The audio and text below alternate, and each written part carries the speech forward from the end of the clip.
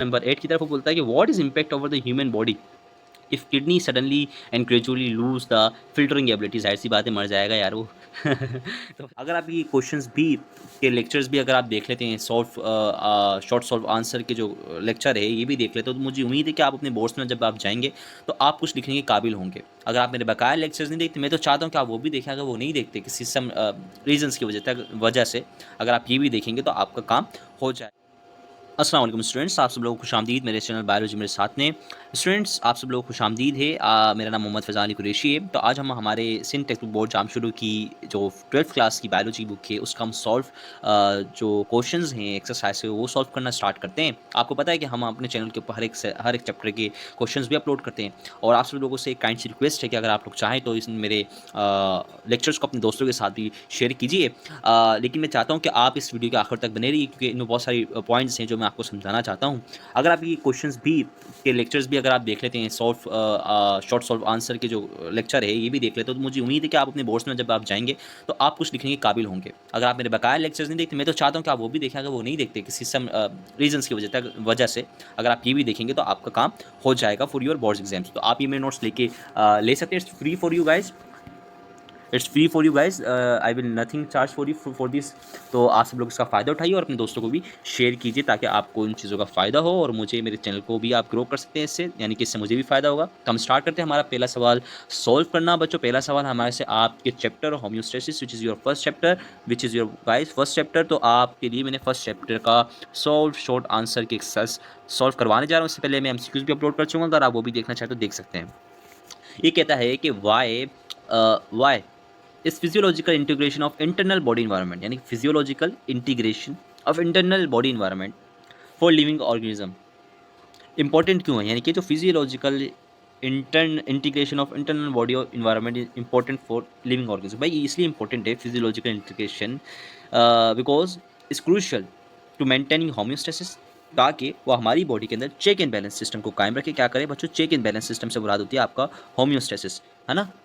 विच ensures optimal condition, जो ensure करता है आपकी बॉडी की उन कंडीशन को जो कि जिन्हें वो बेस्ट परफॉर्म करे for your cellular functions and overall body organism survival, ताकि वो आपको सर्वाइव कर सके। बट जो शॉर्ट आंसर है, अगर आप इनको समझते तो इनके ऊपर आप खुद भी लिखने के काबिल हो जाएंगे। तो इसलिए मैंने इनको छोटा छोटा लिखा ताकि आप इनसे कॉन्सेप्ट ले लें और आप खुद भी एग्जाम में लिखना चाहें तो लिख सकते हैं। बच्चों, why it is important that positive and negative feedback mechanism counteract upon each other. बोला ये क्यों इतना इंपॉर्टेंट है कि पॉजिटिव और नेगेटिव फीडबैक सिस्टम दोनों एक दूसरे के अगेंस्ट काम करते हैं, यानी कि काउंटर में एक ज़्यादा करता है तो एक कम करता है। समझ रहे बात, इसका मकसद ये कहने का सवाल का। तो हम पॉजिटिव फीडबैक मैकेनिज्म की हेडिंग डालेंगे क्वेश्चन के अंदर आपके, अगर आपके बोर्ड में सवाल आता है तो उसको लिखेंगे कुछ ऐसे कि positive and negative feedback mechanism counteract each other to regulate physiological process and maintain stability. क्या करने के लिए बच्चों, ताकि वो मेंटेन करे आपकी स्टेबिलिटी। पॉजिटिव फीडबैक सिस्टम जैसे क्या करता है, इम्प्लीफाइज चेंजेस, यानी कि बढ़ा देता है एक चेंजेस को, और negative feedback system opposes deviation. Deviation का मतलब होता है कि कोई भी चीज़ एक पैमाने से बाहर जा रही हो तो उसको क्या करता है, उसको भी अपोज करता है, उसको रोकता है फ्रॉम द सेट पॉइंट। नहीं कि रोक के कहाँ पे लेके आता है, जैसे कि कांटे का एक पैरामीटर है, ये आपकी लाइन जा रही है बाहर, तो ये जो आपका नेगेटिव फीडबैक सिस्टम है इस लाइन को क्या करेगा, रोकेगा, उसको बोलेगा भाई तो अब इस अपनी इस लाइन में ही चल। तो ये काम होता है आपके नेगेटिव फीडबैक सिस्टम का। वो क्या करता है, अपोज करता है deviations from a set point, यानी कि एक सेट पॉइंट से, जैसे आपकी बॉडी का टेम्परेचर 37 डिग्री है तो उससे बाहर नहीं जाने देगा। वो सारे के सारे वो प्रोसेस यूज़ करेगा जिससे आपकी बॉडी इस टेम्परेचर के ऊपर क्या रहे, स्टेबल रहे। इससे बाहर जाएगा तो वो क्या कर देगा, अपोज कर देगा। तो बच्चों that is your negative feedback system. Like that we are going to our third question which ask us that how the aquatic osmoregulator overcome osmoregulatory problems. बोलता है कि जो ऑस्मो रेगुलेटर्स होते हैं, यानी कि एक्वेटिक ऑस्मो रेगुलेटर्स होते हैं, वो अपनी ऑस्मो रेगुलेटरी प्रॉब्लम्स को कैसे कम करते हैं। तो बच्चों इसमें हमें एक्वेटिक ऑस्मो रेगुलेटर की हेडिंग डालनी होगी और इधर लिखना होगा कि aquatic osmoregulator overcome osmoregulatory problems bye regulating water and ion balance. वह कैसे करते हैं, वाटर और आयन के बैलेंस को through specialise structure like gills, ion transport mechanism, यानी कि उनके पास गिल्स होते हैं और आयन ट्रांसपोर्ट मैकेनिज्म होते हैं, अडाप्टिंग टू वेरियल एक्सटर्नल एनवायरमेंटल कंडीशन, यानी कि अडाप्टिंग टू वेरिंग, यानी कि जो आपकी एक्सटर्नल कंडीशन है तो उसके अकॉर्डिंग क्या करते हैं, वो चेंजेस करते हैं ऑस्मोटिक कंडीशंस को। तो that's how they regulate their osmotic regulatory problem by regulating water and ionic balance. समझ गए बच्चों।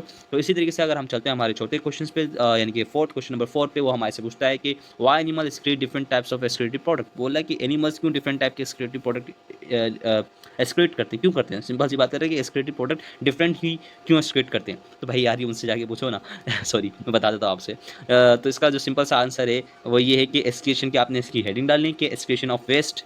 फिर सही उधर आपको लिखना है कि animal excrete different types of excretory waste based on their metabolic processes. भाई उनकी जो मेटाबॉलिक प्रोसेस है, मैं मिसाल के तौर पर बात करता हूँ कि गायें खाती हैं, गायें हो गई, बर्ड्स हो गए, दे आर और the most of them is herbivores, यानी कि क्या खाते हैं, हार्बीवोर खाते हैं। जो वो उनकी मेटाबॉलिक प्रोसेस है उसके अकॉर्डिंग ही तो वो एक्सक्रीट करेंगे, यानी कि उनकी मेटाबॉलिज्म के लिए जो केमिकल जो कंपाउंड हार्मफुल होगा उसी को तो एक्सक्रीट करेंगे। मिसाल के तौर पे हमारे लिए अमोनिया भी खतरनाक होता है और यूरिया भी खतरनाक होता है और यूरिक एसिड भी खतरनाक होता है, इसलिए हम ये सारी चीज़ें कंबाइन करके रिलीज़ कर देते हैं। तो ये बात भी आपको पता होनी चाहिए, जैसे कि for example ammonia, urea and uric acid में भी excreted depending on the species and it's evolutionary adaptation. देखिए बच्चों, ये तीनों की तीनों चीज़ें रिस्ट्रिक्ट की जाती है, क्यों? क्योंकि उनकी मेटाबॉलिक रिक्वायरमेंट प्रोसेस उनका पे डिपेंड करता है, और दूसरा उनका इवोल्यूशनरी एडाप्टेशन क्या है, यानी कि वो किस इन्वायरमेंट में आके रहना शुरू किया, फिर उनके ऊपर कैसे इन्वायरमेंटल स्ट्रेस पड़ा, तो उस अकॉर्डिंग उनका ये सारा का सारा प्रोसेस बना।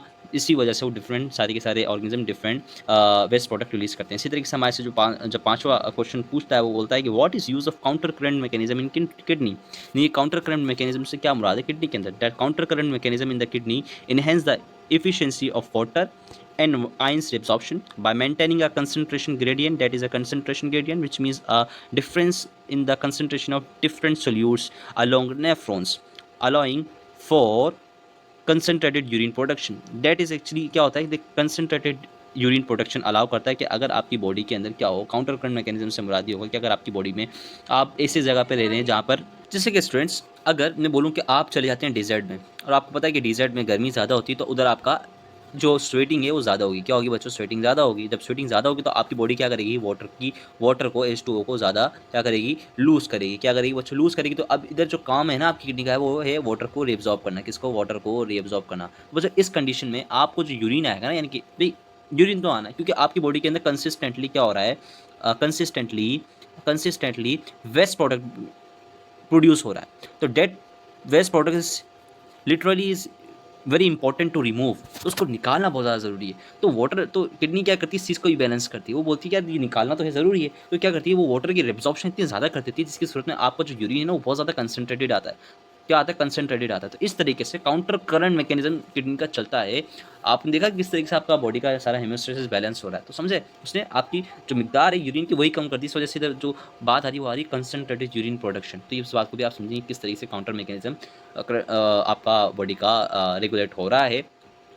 इसी तरीके से स्टूडेंट्स हमारा जो क्वेश्चन नंबर 6 हमारे से पूछता है, बोलता है कि what is the role of kidney as an endocrine organ. देखिए बच्चों सिंपल सा रोल है एंडोक्राइन ऑर्गन के तौर पे कि किडनी एज एंडोक्राइन ऑर्गन की आपको हेडिंग डालनी है।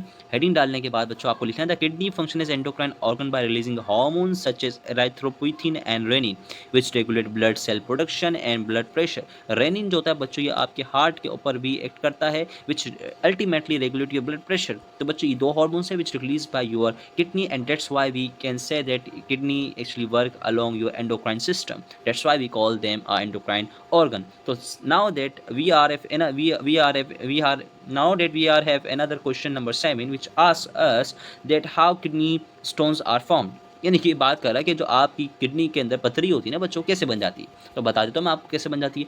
किडनी स्टोन्स बच्चों कैसे बनते हैं? Kidney stones are formed when substance like calcium oxalate, this oxalate is present in your tomato, जो आप बहुत ज़्यादा फ्राई के अंदर खाते हैं तो भाई कम खाया करो।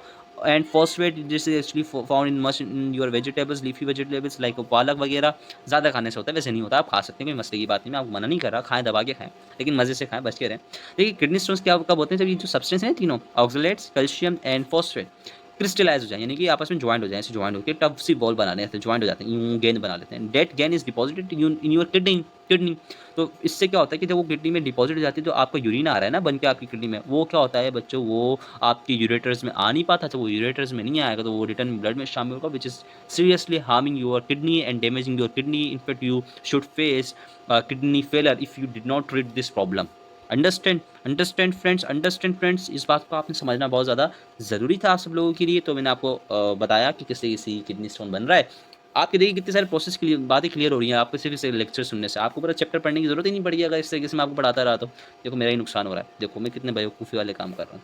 तो स्टूडेंट्स इसी तरीके से हम चलते हैं हमारे क्वेश्चन नंबर 8 की तरफ। वो बोलता है कि what is impact over the human body if kidney suddenly and gradually lose the filtering ability. जाहिर सी बात है मर जाएगा यार वो तो बच्चे इसका इम्पैक्ट हम बता देते हैं कि इम्पैक्ट ऑफ किडनी फेलियर क्या होता है। वो ये होता है कि loss of kidney filtering abilities से क्या होता है, वेदर सडन और ग्रेजुअल, या तो अचानक हो या तो ग्रेजुअल आहिस्ता आहिस्ता हो, लीड करता है किससे, अक्यूमुलेशन ऑफ वेस्ट प्रोडक्ट। जाहिर सी बात है अमोनिया आपकी बॉडी में ज़्यादा बढ़ जाएगा, जो आपकी ब्रेन रनिंग पावर को क्या कर देगा, ब्रेन एबिलिटी को बिल्कुल ख़त्म कर देगा। एक बंदा को अगर आपने देखा हो किसी किडनी की प्रॉब्लम में देखा हो तो उसका दिमाग बिल्कुल भी नहीं चलता, प्लस उसका कलर भी काला होने लग जाता है, क्योंकि वे अमोनिया क्योंकि ammonia is a very dangerous compound, because ammonia को एक मॉलिक्यूल को निकालने के लिए आपको वाटर के 5000 मॉलिक्यूल्स चाहिए होते हैं बॉडी में से। तो देखना कितना खतरनाक मॉलिक्यूल, इस वजह से हमारी बॉडी इतने मॉलिक्यूल तो नहीं, इसको तो अफोर्ड ही नहीं कर सकती, फिर इसको कन्वर्ट करना पड़ता है दूसरी साइकिल्स के तहत। 2 साइकिल्स आपकी लीवर में चलती है। एक साइकिल का नाम मैं आपको बता देता हूँ, creatinine cycle, that is a creatinine cycle, that is a creatinine cycle, और उसको हम कर्ब्स हेंजेलेथ साइकिल भी बोलते हैं। कर्ब्स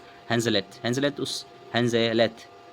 उस साइंटिस्ट का नाम था जिसने इस पूरी की पूरी प्रोसेस को देखा था, जिसके अंदर आपका अमोनिया कन्वर्ट हो जाता है your harmless product, harmless compound के अंदर, ताकि उसको इजीली कम वाटर की रिक्वायरमेंट के साथ रिमूव आउट किया जा सके। अब हम उधर ही वापस आते हैं कि इम्पैक्ट क्या होगा।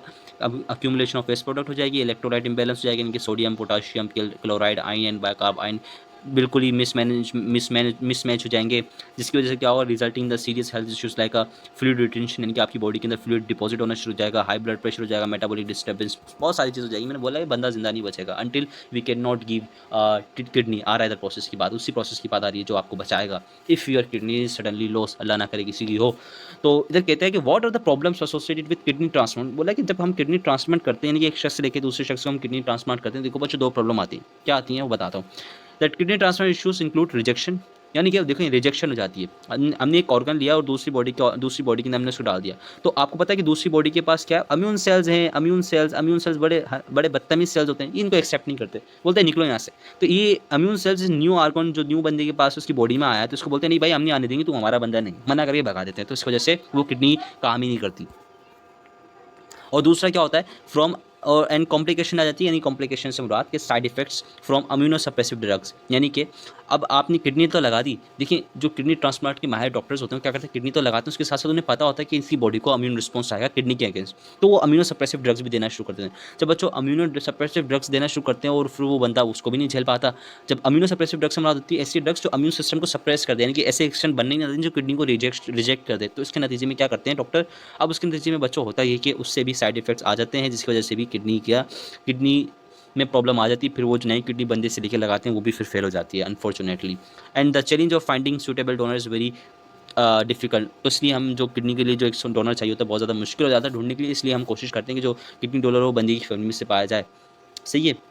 व्हाट इज़ अ हाइपोथर्मिया और how body overcome this condition. देखिए मैं तो बता देता हूँ क्या होता है। Hypothermia is a condition with the body temperature drops below the normal level. आपकी नॉर्मल जो बॉडी का टेम्परेचर वो है 36। तो ये हाइपोथर्मिया में क्या हो जाता है, आपकी बॉडी का टेम्परेचर नॉर्मल से भी नीचे चले जाता है, यानी कि आप the body combats hypothermia through the mechanism like shivering. तो आप क्या होती है, कपकपाहट शुरू हो जाती है। वैसे कॉन्स्ट्रिक्शन, यानी कि आपकी जो वेन्स होती हैं क्या हो जाती हैं, ये डायलेट हुई होती है, क्या होती हैं बच्चों, कॉन्स्ट्रक्ट हो जाती हैं, पतली हो जाती हैं। सही है।